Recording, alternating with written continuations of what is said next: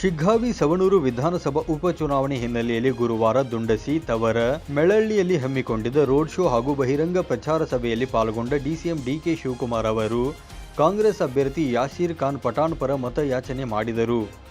ಪ್ರಚಾರಾರ್ಥವಾಗಿ ಮಾತನಾಡಿದ ಅವರು, ಕರ್ನಾಟಕ ರಾಜ್ಯದಲ್ಲಿ ಕಾಂಗ್ರೆಸ್ ಪಕ್ಷ ಅಧಿಕಾರಕ್ಕೆ ಬಂದಾಗಿನಿಂದಲೂ ಹಲವು ಬದಲಾವಣೆಗಳಾಗಿದ್ದು ಜನರ ಬದುಕು ಸುಧಾರಿಸಿದೆ.